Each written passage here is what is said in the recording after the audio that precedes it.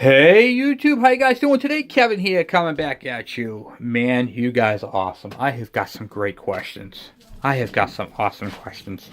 And I'm going to share them today. So, let me just start off by saying to all my subscribers, thank you guys for watching. And thank you for subscribing. It really means a lot to me. My goal on this channel is to get you guys on your bikes and get them riding, okay? So we're going to do that. Guys, I broke the code with the Kawasaki KEs, KDs, KMs, KCs, KVs. All those Kawasaki under 125cc, maybe even the 125. I don't really do those bikes all that much. So, today we're going to talk about points ignition. And I've already been over a lot of this with you guys. So we're just going to go into it again and explain a little bit more about them. Okay? So, points are basically open and close. It breaks the ground, causes a spark at the coil, and then you get your condenser. All right, so I have got some amazing questions. I'm going to do my absolute best to answer them for you guys. Okay? All right, so let's get into this video. Before we get into that, I'm going to touch base on lighting, okay? So, one of the questions that keeps arising, this is the one I broke the code on, okay? These lights right here, I turn my directional on and everything blinks. Okay? So, I told them to use the shotgun wire brush that you go to Walmart, get at the gun cleaning kit and clean up the grounds. Kevin, that worked on a lot of my lights, but not all of them. Oh, okay. All right, so that's pretty good. So we're getting there. So we figured out that. Guys, I've cracked the code, okay? So, basically, told them to check the socket. They checked the socket. It was a little white, a little corrosion. They cleaned it up. Most of the lights worked.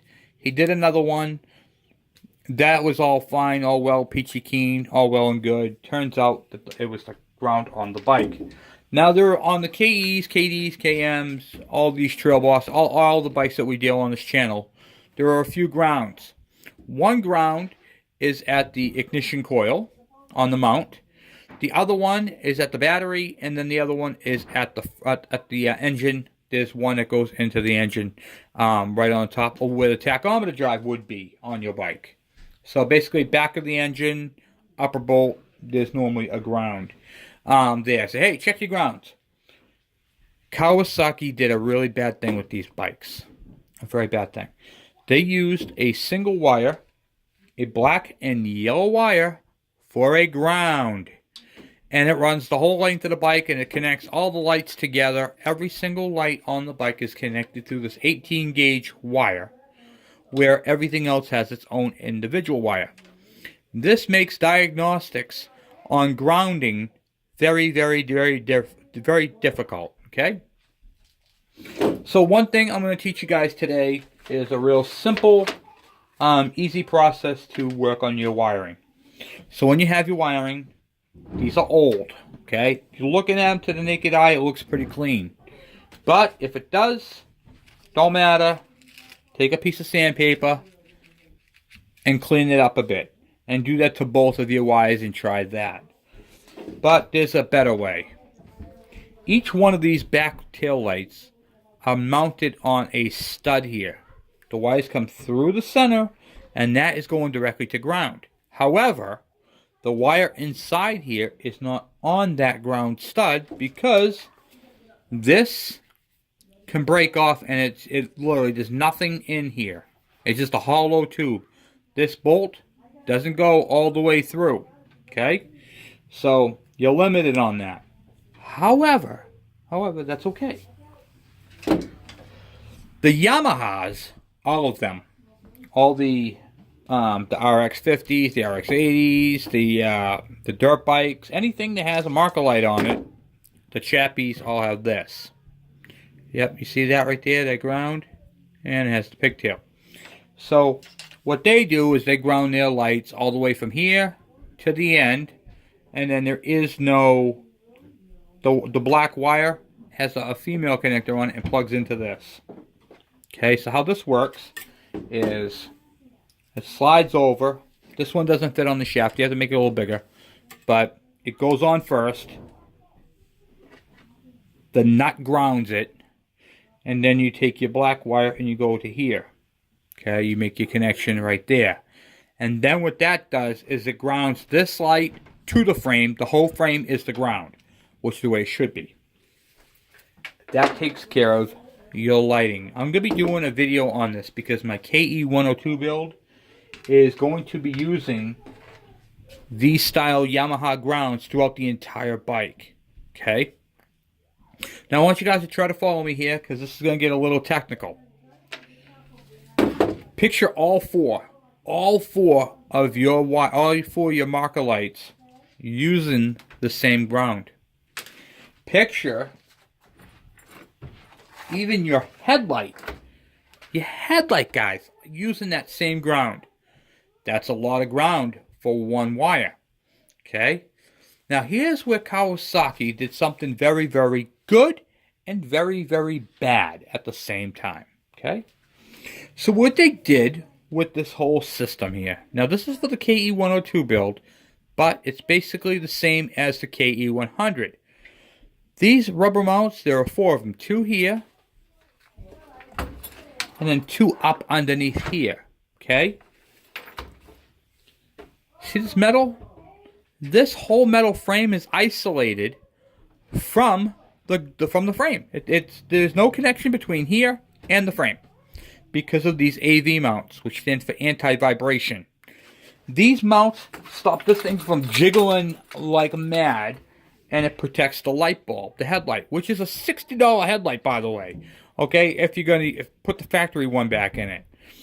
This cost, the one I have in here, costs way less. But regardless.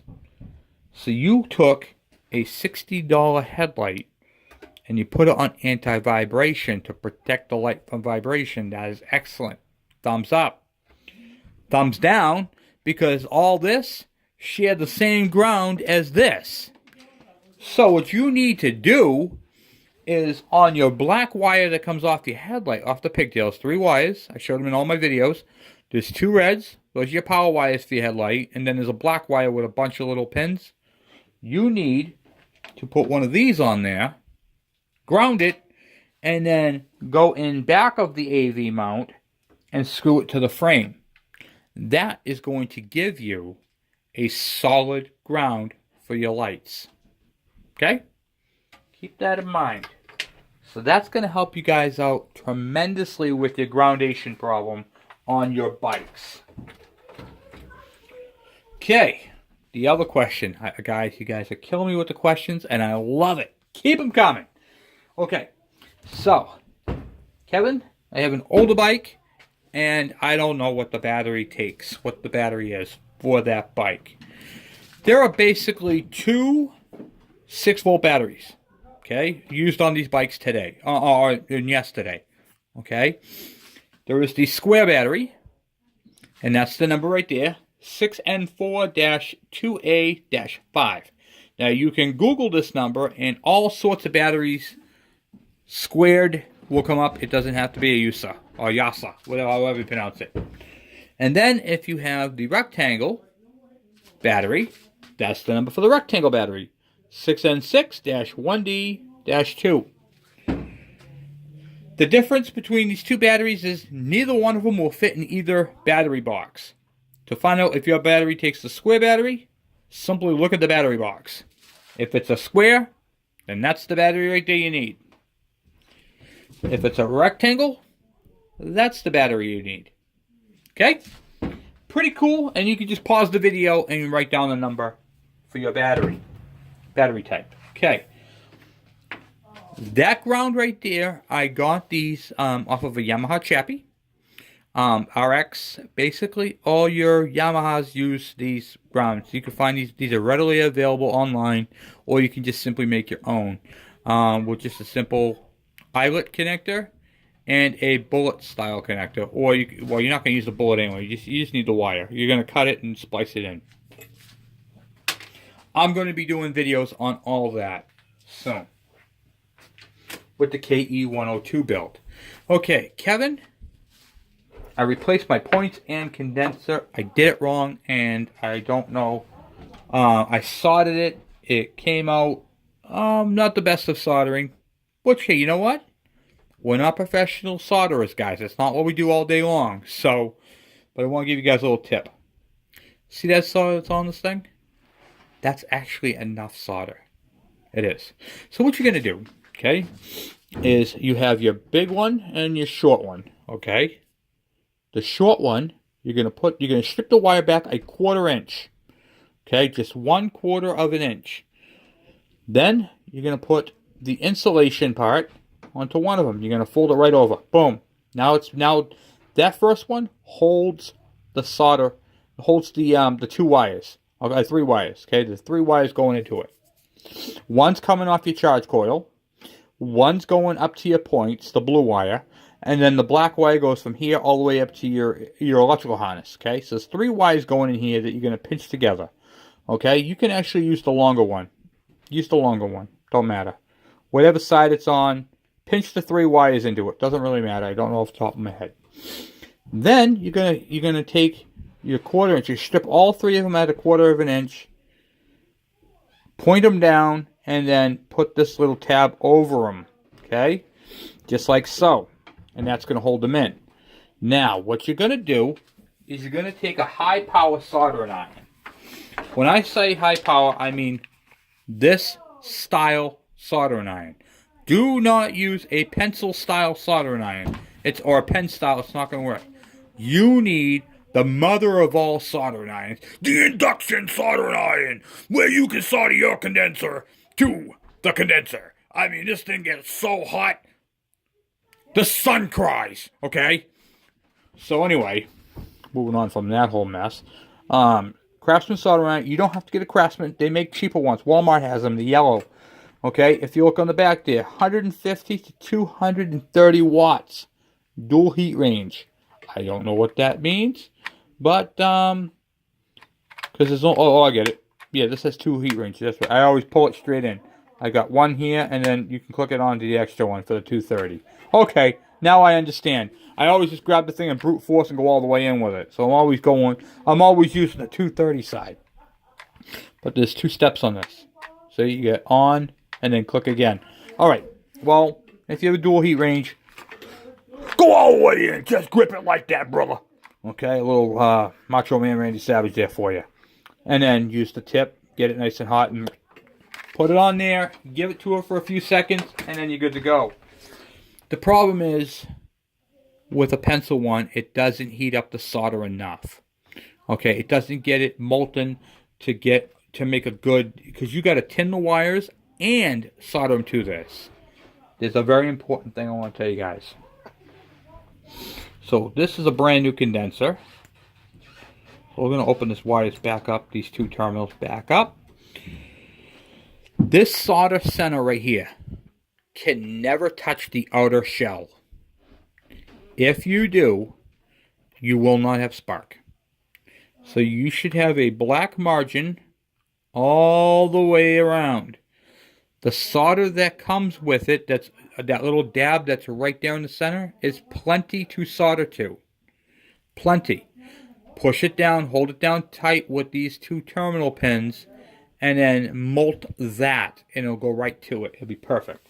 Okay, so you already have enough solder. You don't need to add solder to it. You got plenty there. Okay, now, Kevin, I bought brand new points, and they came shorted out. Why? I took it apart. I couldn't figure it out. Okay, so we're going to take this apart, and we're going to put it right here on this rag, and you're going to see how the order of it goes, and there is a little tech tip for you on it. Okay?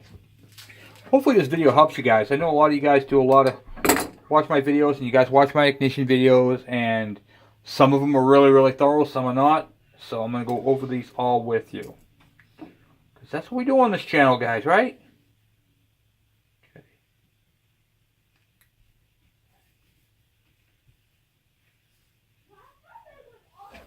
Alright, so I got all the parts and pieces laid out in the practical order that they go in. And I'm going to teach you guys how they go and why they short out. Okay, so you got your points here, just like so. See this metal washer? Not metal washer. This metal spring, this strap spring. How it's touching metal? It cannot touch metal.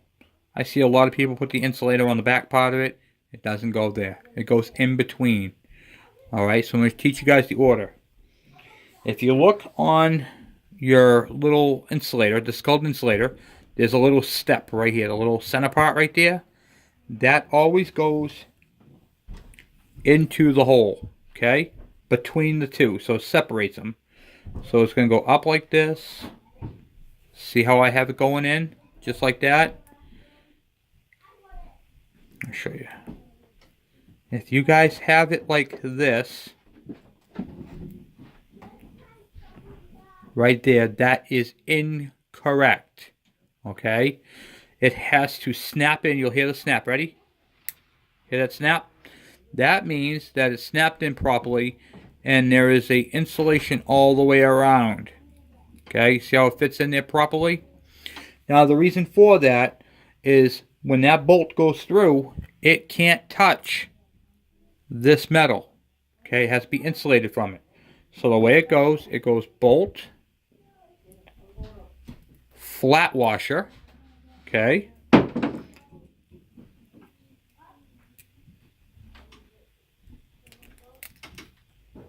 It goes through. So it goes bolt, flat washer, spring, insulator, then the base. Now you have another insulator right here. So that little bump right there goes in. Okay, so you want that to go in because those two insulator, those shoulders are going to touch. So there's going to be no gap. There's no gap between the two insulators and the metal. Okay, it's going to go flat washer. Then your wires. Then your wire that goes on there, the blue wire. Then your lock washer. That didn't go on. Here you go. Then lock washer. Then nut. Okay? That is the proper combination of how that goes together. Okay? And you should have no gaps between here and here. And that spring should be resting flat on the back side of the insulator. Okay? That is the proper way for that. Any other combination is wrong and could cause this thing to short. Okay? Now, we're going to go over and talk to you about checking your points. Real simple to do. I actually holding this set of points in the vise by the pin. Okay? The pin represents the ground. So, when I set my multimeter up and I ground it, I check it to ground, it's going to make an audio beep. Just like that. So if I touch it, it's going to beep. Okay? So now, when I touch the base of the base of the points and the button, it's going to beep. I'm going to take a piece of plastic. I'm going to open up the points, slide this in between here, touch the base, and it should have no audio. Okay?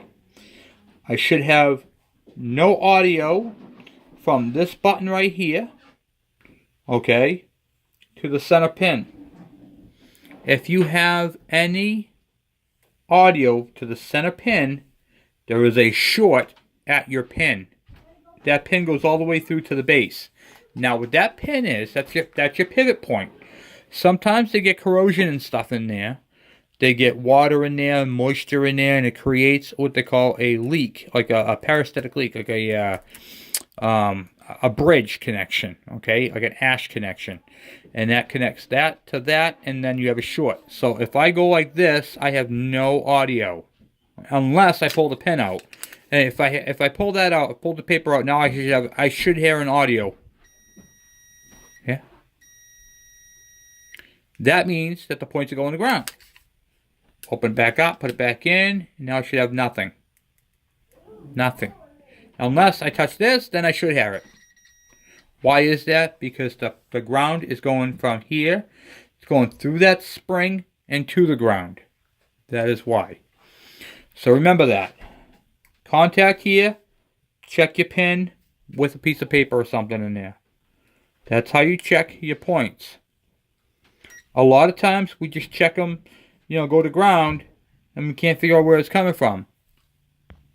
Oftentimes, it's an easy fix. You can pull that little clip off right there and clean the whole thing up, and then you're back up and rolling.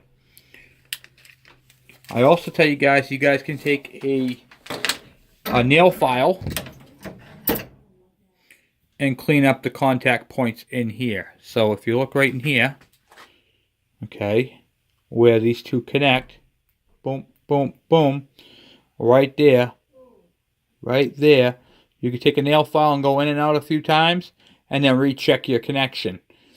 But this is how they look. They should be clean. Now if you look right there, you see that brown? I'll get my little nail here to show you. You see that little brown piece right there? That is your insulator. That insulates this swing arm right here, the fulcrum, the arm, whatever you want to call it, from the ground. If that's worn out, sometimes this side right here will touch that, and that right there will cause your points to fail.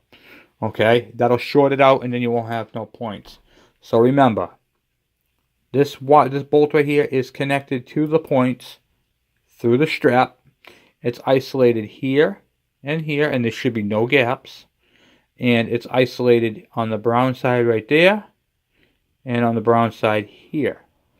And sometimes corrosion, water, moisture will make a connection between here and here, and then they will short out. Okay? So that's how you check your points, and that's really it. And then, of course, you want to have good spring tension. It should be pretty hard spring tension. If you don't, if you have like really loose and they come back slowly, that means you have gotten debris in here. And this is another reason why that gasket that goes around the side cover for the on the chain side for the magneto is very important to have. You need to have that gasket.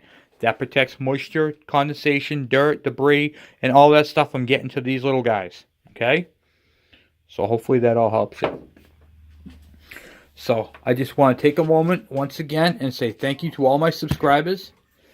Thank you guys very much for your support. I really enjoy doing these videos. Guys, keep these comments coming. I love the comments. I get a lot of my comments through Facebook, but I get a lot of them on my channel. I like them on the channel as well because other people can read them. However, I try to get to them all. Sometimes they're a little delayed, but I do get to your questions. I want to talk to you guys about what do you call? I don't remember if I touched base on this. So let me just touch base on this one more time. Okay, your spark plugs, they have the letter R on them for resistor. Once again, and I mentioned this in my videos. I think I don't remember if I touch base on it now. There is a connection between here and that electrode right there in the center. Okay, the voltage comes in, jumps the bridge right here, and sparks.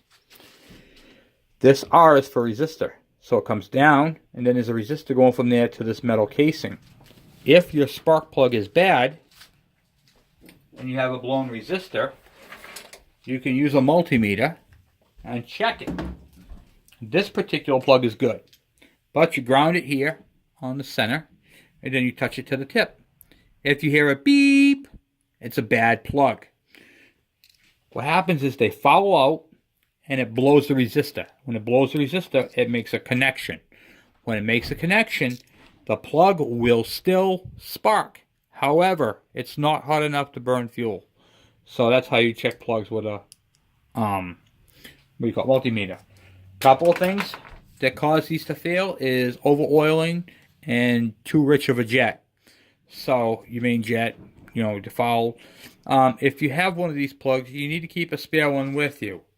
Now you're saying to me, Kevin, you said those plugs suck.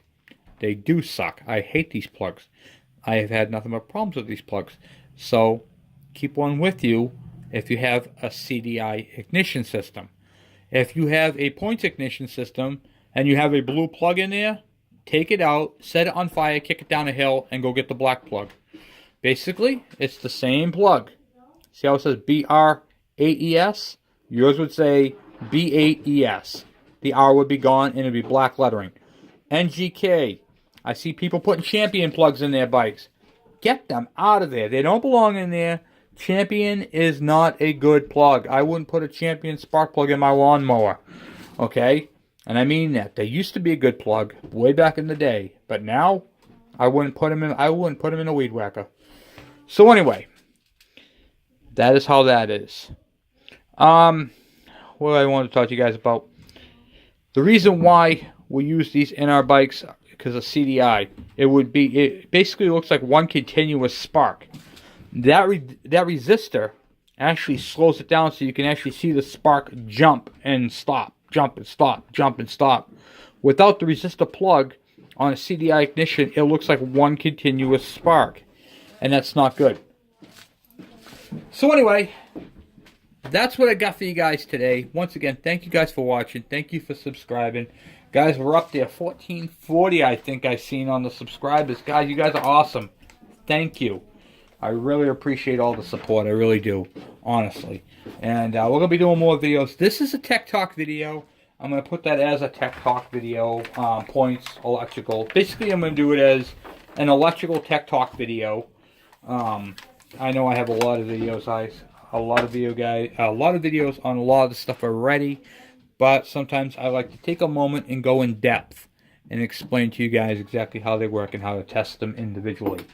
So, and that's where we're at right now. So, once again, guys, thank you very much. I know it's a long-winded video. I haven't even shut up. I need a drink.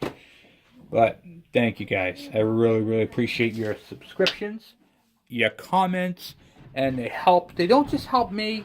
They help you guys. They help me explain to you guys the little nitty-gritty that you guys need to know, but don't know.